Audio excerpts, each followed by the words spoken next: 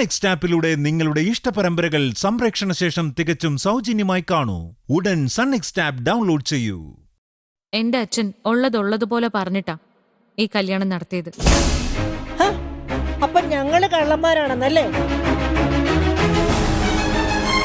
അതേടി, കെട്ടിച്ചു വിടാനും സ്ത്രീധനം കൊടുക്കാനും കാശില്ലാതെ വീട്ടിൽ മൂത്ത് നരച്ചു നിൽക്കേണ്ട നിന്നെയൊക്കെ കൈ പിടിച്ച് വിളിച്ചോണ്ട് വന്ന് ഒരു ജീവൻ തന്ന് ഞങ്ങൾക്ക് ഇതൊക്കെ കിട്ടണവടി.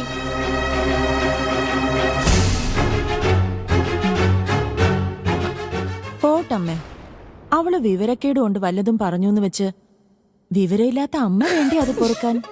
അങ്ങനെ പറഞ്ഞു കൊടുക്കടി. നീ ആ ബുദ്ധിമതി.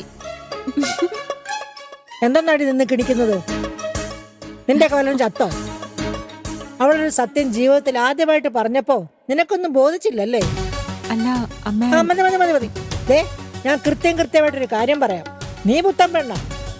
നിന്നെ ഇവിടെ കെട്ടിക്കൊണ്ടുവന്ന വകയില് തരാനുള്ളത് എന്താണെന്ന് വെച്ചാ ഈ പാല് കാച്ച സമയത്ത് ഇനി എത്തിക്കാനായിട്ട് നീ നിന്റെ അച്ഛനോടൊന്ന് വിളിച്ചു പറഞ്ഞേക്കണേ. സ്ത്രീധനം വാങ്ങുന്നത് ക്രിമിനൽ കുറ്റാണെന്ന് അമ്മയ്ക്ക് അറിയില്ലേ? അയ്യോ, അതിന് ആർക്ക് വേണം ഇവിടെ നിന്റെ സ്ത്രീധനം? സ്വന്തം മോക്ക് കഴിയാനുള്ള വക അവളുടെ അച്ഛനും അമ്മയും കൊടുക്കുന്നത് എങ്ങനെയാടി സ്ത്രീധനമാകുന്നത്? എന്റെ ചെറുക്കന്റെ കൂടെ ആയുഷ്കാലം മുഴുവൻ നിനക്ക് ഭാര്യയായിട്ട് ജീവിക്കണമെങ്കിൽ ഞാൻ പറയുന്നത് നീ അങ്ങ് അനുസരിച്ചാ മതി.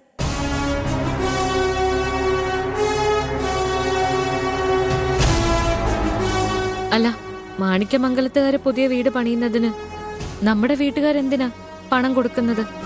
എന്റെ ജനനി, ഇതൊക്കെ ഓരോ മാമൂലികളല്ലേ?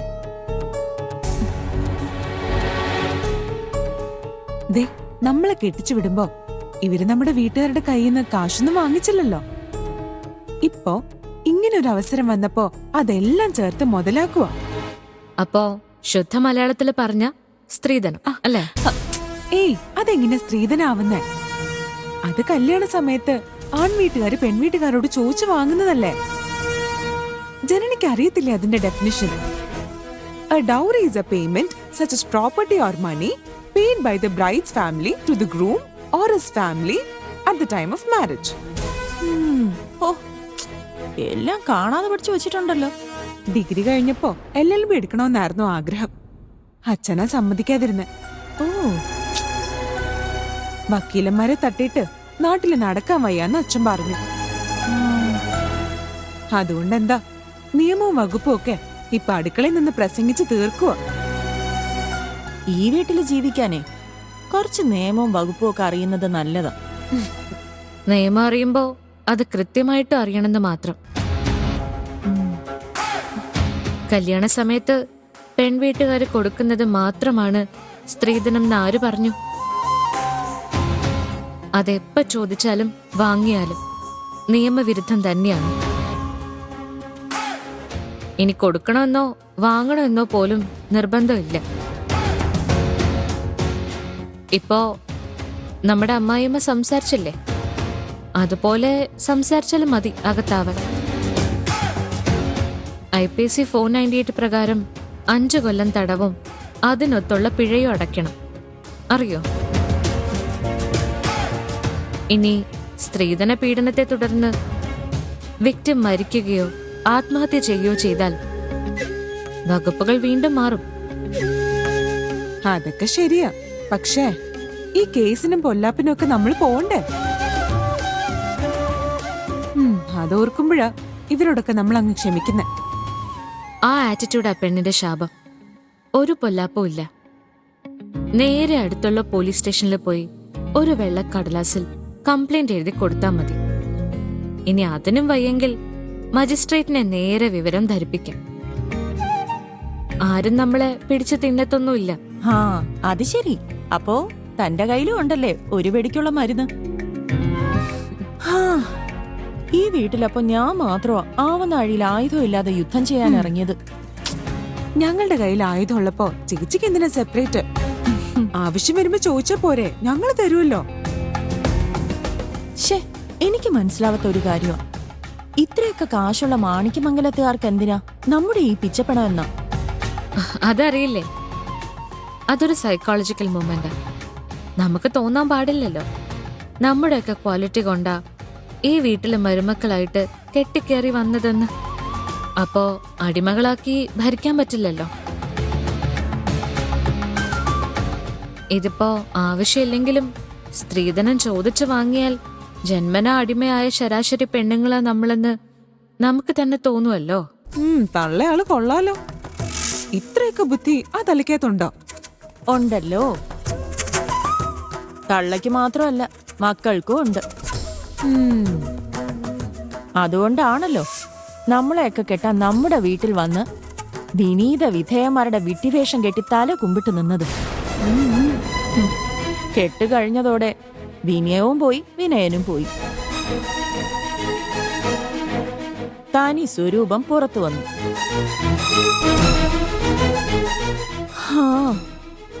കുരുക്ക് മുറുകിയല്ലോ, പിന്നെ ഇര ചാടി പോകത്തില്ലല്ലോ. ഈ കുരുക്ക് അറുത്തെറിയുന്നെടുത്താ നമ്മുടെ മിടുക്ക്. കുരുങ്ങിക്കിടക്കുമല്ലേ, പിന്നെ നമ്മളിങ്ങനെ അർത്ഥറിയും. പണ്ട് വലയിൽ വീണ ഒരു കിളിയെ രക്ഷപ്പെടുത്തിയത് അതുവഴി പോയ മറ്റൊരു കിളിയാ. ലോകത്തൊരു കിളിക്കും സ്വയം രക്ഷപ്പെടാൻ പറ്റില്ല മൈഥിലി. പരസ്പരം വല മുറിച്ചു മാറ്റണം. അപ്പോ നമ്മുടെ വല ഇറക്കാൻ ഒരു കിളി വരൂല്ലേ? കിളി പോയ നിന്നോടെ ഇത് പറയാൻ വന്ന എന്നെ പറഞ്ഞാ മതി. എന്താ? കുന്തം. എന്റെ ജനനി, ഇവളെ വച്ചൊരു യുദ്ധം പോയിട്ട് ഒരു ലോക്കൽ ഹർത്താൽ പോലും വിജയിപ്പിക്കാൻ പറ്റുമെന്ന് എനിക്ക് തോന്നുന്നില്ല. പാഴ, മഹാപാഴ്. ചേച്ചി നീങ്ങി വന്നേ, ഞാൻ പറയട്ടെ. നടക്കങ്ങോട്ട്.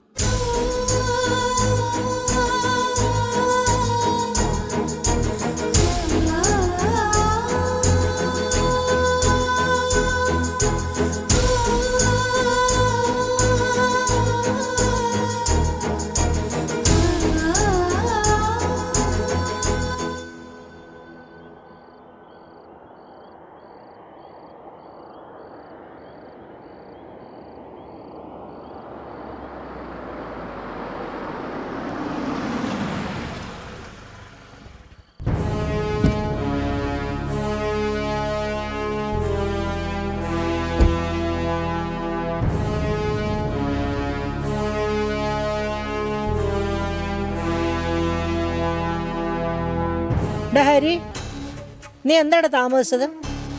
ഷോറൂമിൽ കുറച്ച് പണി ബാക്കിയുണ്ടായിരുന്നമ്മേ. എന്നാ വാ, വല്ലതും കഴിക്കേ. വേണ്ടമ്മേ, ഞാൻ പുറത്തുനിന്ന് കഴിച്ചു.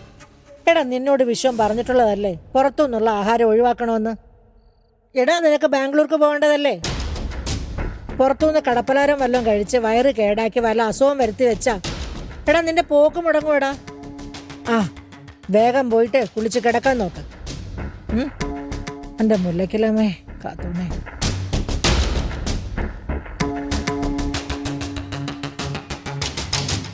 അപ്പോ ബാംഗ്ലൂർക്ക് ഹരിച്ചരിച്ച് മാത്രമേ പോണുള്ളൂ?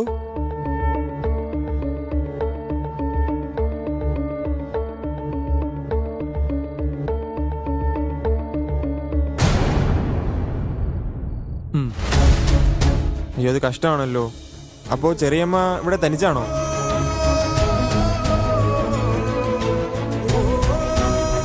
തനിച്ചല്ലല്ലോ, നമ്മളൊക്കെ ഉണ്ടല്ലോ ഇവിടെ.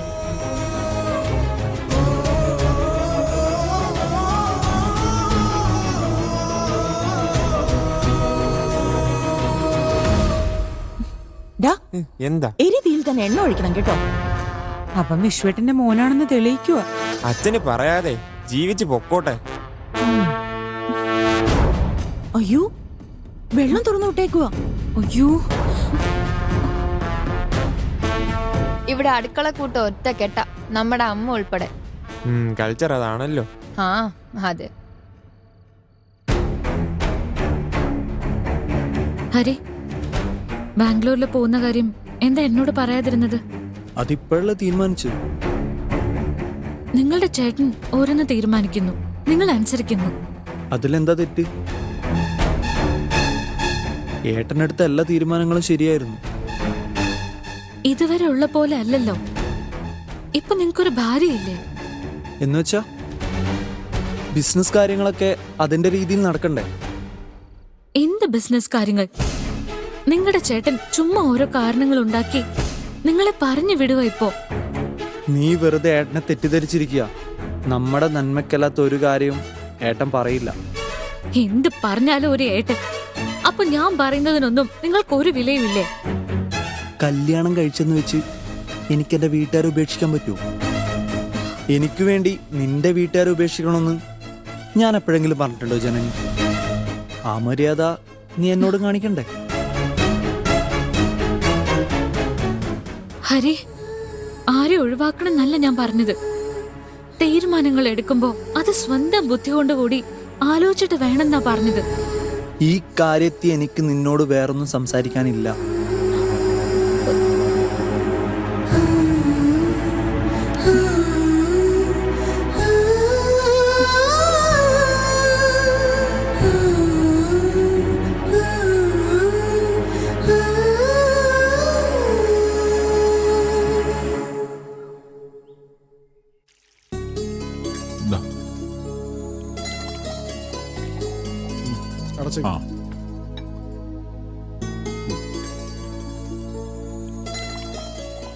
ആ ചേട്ടാ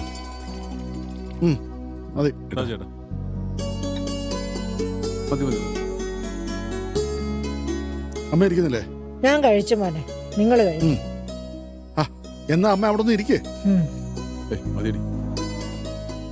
ആ എടി, ആ സാമ്പാറൊക്കെ എടുത്ത് വിളമ്പി കൊടുക്ക്. ഉണ്ടാക്കി മേശപ്പുറത്ത് വെച്ചിട്ട് ആണുങ്ങൾ എടുത്ത് കഴിക്കണോ? വിളമ്പൂ അമ്മേ. ഓ എടി, ഒന്ന് ദേഹമാണെങ്കിൽ പണിയെടുക്കടി പിള്ളേരെ.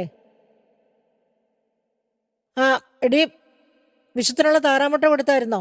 ആ വേണ്ടാന്ന് ഏട്ടൻ പറഞ്ഞായിരുന്നു. ആ അവൻ വേണ്ടാന്ന് പറഞ്ഞാൽ ഉടനെ നിങ്ങളും വേണ്ടാന്ന് വെക്കുമല്ലേ? സൗകര്യമായല്ലോ. പിന്നെ പോയി എടുത്തോണ്ട് പാടി. അല്ല അമ്മ അത് ആ നീ ഒന്നും പറയണ്ട, നന്നായിട്ട് ആഹാരം കഴിക്കണം. ആ. പകലില്ല അധ്വാനിക്കുന്നതല്ലേ. നീ കഴിക്കുന്നില്ലേടാ? ഇല്ലമ്മേ, സമയമില്ല. ഞാൻ വന്നിട്ട് കഴിച്ചോളാം. ഏയ് വേണ്ടടാ, നീ കഴിച്ചിട്ട് പോയാൽ മതി. ഇരിക്കേ. അല്ലേട്ടാ, 8 മണിക്ക് ആ പീറ്ററിനെ കാണാന്ന് പറഞ്ഞ് ഏട്ടൻ ഇന്നലെ പറഞ്ഞില്ലേ?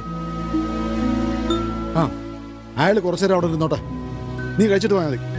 ഇരിക്കടാ. ഇരിക്കടാ.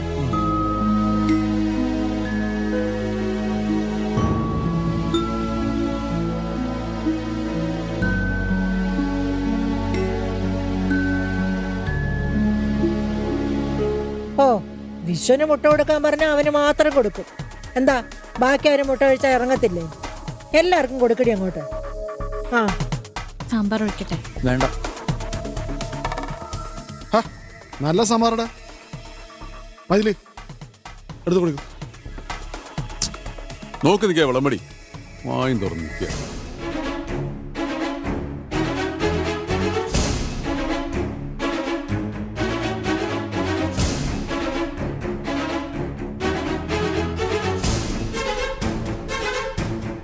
ഒരു ദോശ കൂടി വെക്കട്ടെ? വേണ്ട.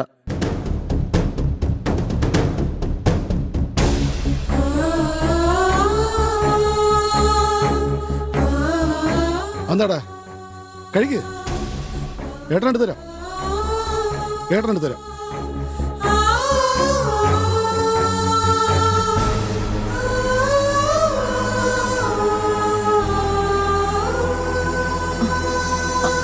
അയ്യോ, ആ കുട്ടി കഴിച്ചിട്ടില്ല. ആ വിശപ്പുണ്ടാവത്തില്ല. 24 മണിക്കൂർ തീറ്റയല്ലേ. ശരീരം അനങ്ങുന്ന പണിയൊന്നും ചെയ്യുന്നില്ലല്ലോ. അതോട്ടെ, ഇന്നാരാ ചമ്മന്തി അരച്ചത്? ഞാനാ.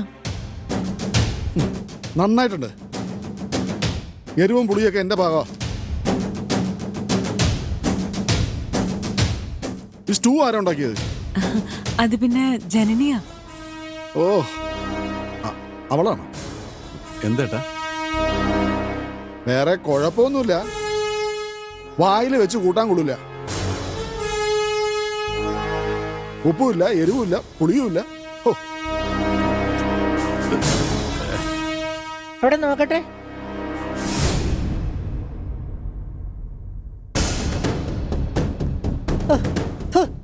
നേരാണല്ലോ, ഒന്നിനും കൊള്ളില്ല. തേങ്ങയാണെങ്കിൽ നേരെ ചൊവ്വ അരഞ്ഞിട്ട് കൂടിയില്ല. ഓ ഇവളൊക്കെ എന്താലോചിച്ചിട്ടാണോ ഉണ്ടാക്കുന്നത്? ദേ ഒരു കാര്യം ഞാൻ പറഞ്ഞേക്കാം. കാവേരി സ്ഥലത്തില്ലെന്ന് കരുതി എന്റെ പിള്ളേരെ പട്ടിണി കിട്ടാനുണ്ടല്ലോ, നിന്റെയൊക്കെ ഉദ്ദേശം അതാണെങ്കിലേ ഒന്നിനെ ഞാൻ വെച്ചേക്കത്തില്ല. പറഞ്ഞേക്കാം, അവൻ എന്താ വേണ്ടതെന്ന് വെച്ചാൽ അവന്റെ ഇഷ്ടം നോക്കി സമയാസമയത്ത് ഉണ്ടാക്കി കൊടുത്തോണം. സാരമില്ലമ്മേ. സാരമുണ്ട്. ആണുങ്ങൾ അധ്വാനിച്ചു കൊണ്ടുവരുമ്പോ അവരുടെ മനസ്സറിഞ്ഞ് പെണ്ണുങ്ങൾക്ക് എന്താ ആഹാരം ഉണ്ടാക്കി കൊടുത്താല്? അതിനിവരുടെ ആവശ്യത്തിന് ആഹാരം ഉണ്ടല്ലോ അമ്മേ. എടാ, നിന്നോട് ആരാണ് അഭിപ്രായം ചോദിച്ചത്? മര്യാദ കഴിച്ചിട്ട് എണീറ്റ് വാ നോക്ക്. ഒരു വക്കാലത്തും കൊണ്ടുവന്നിരിക്കും. ആ പിന്നെ ഹരി, നീ ഈ ആഴ്ച ബാംഗ്ലൂർ പോകേണ്ടി വരും. കൂടെ ആ ഓഡിറ്ററും ഉണ്ടാവും. ഇവിടെ ആ ഷോറൂം തുറക്കുന്നതിന് മുമ്പ് അവിടെ കർണാടക സർക്കാരിന്റെ എന്തോ ഒരു പേപ്പർ ശരിയാക്കാനുണ്ടെന്ന്. നീ നേരിട്ട് ചെന്നേ പറ്റുന്ന അയാൾ പറയുന്നേ. അല്ല, അതാണ് നല്ലതും. എല്ലാ കാര്യങ്ങളും നമ്മൾ അറിഞ്ഞിരിക്കണമല്ലോ. ദേ, ഞങ്ങളെ പോലെ നീ ആവരുത്. കാര്യങ്ങളൊക്കെ നീ അയാളുടെ അടുത്ത് ചോദിച്ച് മനസ്സിലാക്കണം. അല്ലാതെ അയാൾ പറയുന്നത് മാത്രം കേട്ട് ചൂണ്ടിക്കാണിക്കുന്നത് മാത്രം ഒപ്പിട്ടിട്ട് ഇനിയുള്ള കാലം കാര്യമില്ല. അല്ല, നീയും എടുക്കനാ. നിന്നെ കൊണ്ട് അതൊക്കെ പുഷ്പം പോലെ സാധിക്കുന്ന എനിക്കറിയാം. അതുകൊണ്ടാണല്ലോ തൊട്ടാൽ പൊള്ളുന്ന സ്വർണ്ണ ബിസിനസ് തന്നെ ഞാൻ രണ്ടും കൽപ്പിച്ച് നിന്റെ പേര് തുടങ്ങുന്നത്. എടാ, സ്വർണം സത്യമുള്ള ലോഹമനെ. അതിനെ ആദരവോടെ കൈകാര്യം ചെയ്താൽ അത് 10 മാറ്റ് വിളവ് തരും. ഇനി അതല്ല, അലസത കാണിച്ച മുച്ചൂട്ട് മുടിയാൻ അത് മതി താൻ. സത്യം പറഞ്ഞ മാണിക്യം ഗ്രൂപ്പിന്റെ ഭാവി തന്നെ ഇനി നിന്റെ കയ്യിലാണ്. ആലപ്പുഴയിൽ നമ്മളുണ്ടാക്കിയ പേര് ബാംഗ്ലൂരിൽ നീ നിലനിർത്തണം. അവിടത്തെ ആദ്യത്തെ സ്വർണ്ണക്കടയൊന്നും അല്ല നമ്മുടേത്. നമ്മൾ തുടങ്ങാൻ പോകുന്ന അതേ വഴിയിൽ തന്നെ 10-15 എണ്ണം ഉണ്ട്. അതിൽ നിന്ന് നമ്മളെങ്ങനെ വ്യത്യസ്തരാകാമെന്നാണ് നീ ചിന്തിക്കേണ്ടത്. എന്ത് പുതുമയാണ് നിനക്ക് അവിടെ കാണിക്കാൻ പറ്റുന്നതെന്ന് നീ ആലോചിക്കണം. സ്വർണ്ണ കച്ചവടത്തിന്റെ ടെക്നിക്കൊക്കെ പഠിപ്പിച്ചു തരാൻ വേണ്ടി ഞാൻ അവിടെ ഒരാളെ ഏർപ്പാടാക്കിയിട്ടുണ്ട്. ഒരു ഷൺമുഖം പിള്ള. ഗോവിന്ദൻ ജുവലേഴ്സിൽ നിന്ന് പിരിഞ്ഞ ഒരു പഴയ താപ്പാനയാ. പക്ഷെ കച്ചവടം മാത്രമേ പഠിപ്പിച്ചു തരാൻ അയാളെ കൊണ്ട് പറ്റുള്ളൂ. മനോധർമ്മം നിന്റെയാ. അത് ലോകത്താർക്കും ആരെയും പഠിപ്പിച്ചു കൊടുക്കാൻ പറ്റില്ല.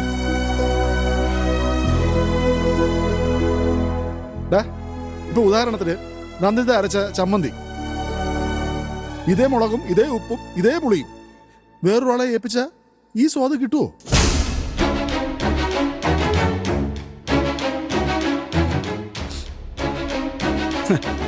അഞ്ച് പേര് ചമ്മന്തി ഉണ്ടാക്കിയ 5 സ്വാദായിരിക്കും.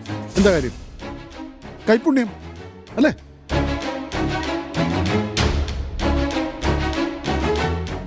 ഈ കൈപ്പുണ്യം മാത്രം ഒരു പള്ളിക്കൂടത്തിൽ നിന്നും ഒരു കോളേജിൽ നിന്നും നമുക്ക് പഠിച്ചെടുക്കാൻ പറ്റില്ല. അത് ജന്മവാസനയാ. അത് നിനക്ക് ധാരാളം ഉണ്ട്.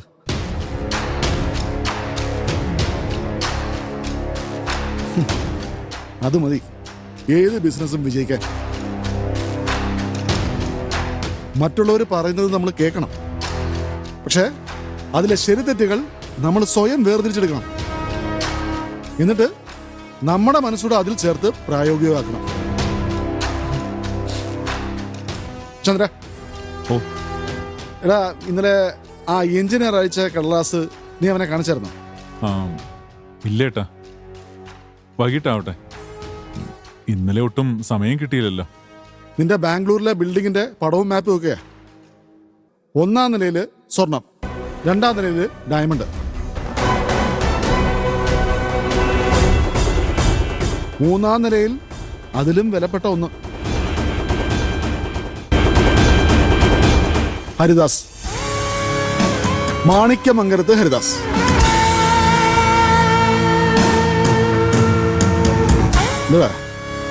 മോനെ, നീ അവിടെ നമ്മുടെ സ്ഥാപനത്തിന്റെ പേരും പ്രശസ്തിയും ആകാശത്തോളം വളർത്തണം.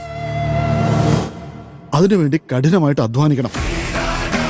അല്ലാതെ കൊച്ചു കൊച്ചു കാര്യങ്ങൾക്ക് വേണ്ടി മാറ്റിവെക്കാനുള്ളതല്ല നിന്റെ വലിയ ജീവിതം. ഏട്ടൻ പറയുന്നത് മോന് മനസ്സിലാവുന്നുണ്ടോ? ഉണ്ടേട്ടാ.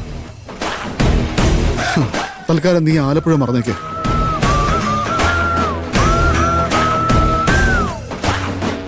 ഇവിടുള്ള ഞങ്ങളെ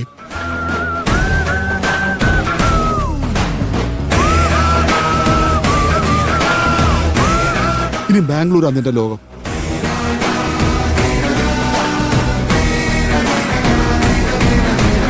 സെൻട്രൽ സ്റ്റേഷന് മുന്നിലെ ഹൈദരാലി തെരുവിൽ ഹൊസൂർ ബിൽഡിംഗ്, അവിടെ ഞാൻ നിനക്ക് വേണ്ടി ഒരുക്കി വെച്ചിരിക്കുന്ന സാമ്രാജ്യം മാണിക്യം ഹരി ജുവലേഴ്സ്. അത് മാത്രം ആവണം ഇനി നിന്റെ മനസ്സിൽ.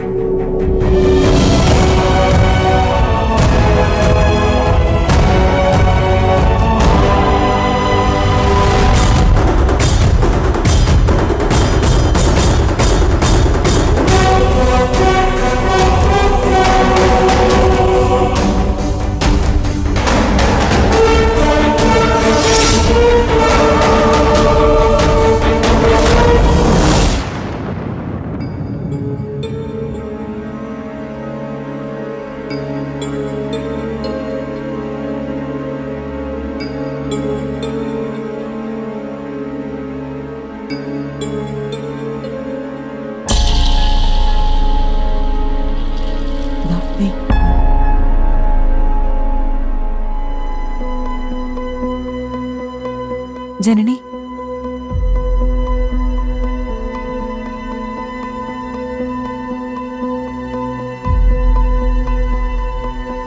എന്താ എങ്ങനെ നോക്കുന്ന? അല്ല, ഞങ്ങളൊരു കാര്യം ചോദിക്കാൻ വന്നതാ. എന്താ ചേച്ചി? ദേ, ചേച്ചി ചോദിക്കേ. അല്ല ജനനി, നീയും ഹരിയുമായിട്ട് എന്തെങ്കിലും പ്രശ്നമുണ്ടോ?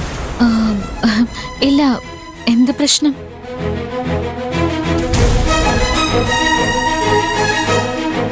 കള്ളം പറയാൻ നിനക്ക് നല്ല വശമില്ലല്ലേ? അന്ന് ചായ ഇട്ട് വന്നപ്പോ ഹരി നിന്നോട് ദേഷ്യപ്പെടുന്നത് ഞാൻ കേട്ടല്ലോ. അത് മാത്രമല്ല, 2 ദിവസമായിട്ട് ഞാൻ ശ്രദ്ധിക്കുന്നു, നിങ്ങൾ തമ്മിൽ എവിടെയോ ഒരു ചേരായികയുണ്ട്. ചേച്ചിക്ക് വെറുതെ തോന്നുന്നതാ. അങ്ങനെയൊന്നുമില്ല. പിന്നെന്താ, നിനക്കൊരു കോൺഫിഡൻസ് ഇല്ലായ്മ? എന്തായാലും ഞങ്ങളോടൊന്ന് തുറന്നു പറ. പരിഹാരം ഉണ്ടാക്കാവുന്ന കാര്യമാണെങ്കിൽ നമുക്ക് ആക്കാലോ. സ്വന്തം കാര്യം പോലും പരിഹരിക്കാൻ വയ്യാത്ത ഞങ്ങളാണോ ഇനി നിന്റെ കാര്യം കൂടി പരിഹരിക്കാൻ പോകുന്നെന്നാവും നീ ഇപ്പൊ ആലോചിക്കുന്ന? നിങ്ങൾക്ക് എന്നോടുള്ള സ്നേഹം കൊണ്ടല്ലേ? ആണല്ലോ.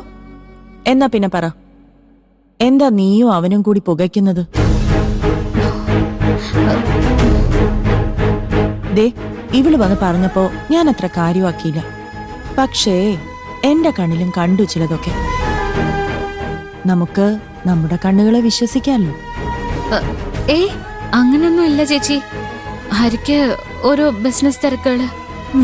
അത് പണ്ടും ഉള്ളതാണല്ലോ. ഇപ്പൊ എന്താ ഒരു പുതുമ?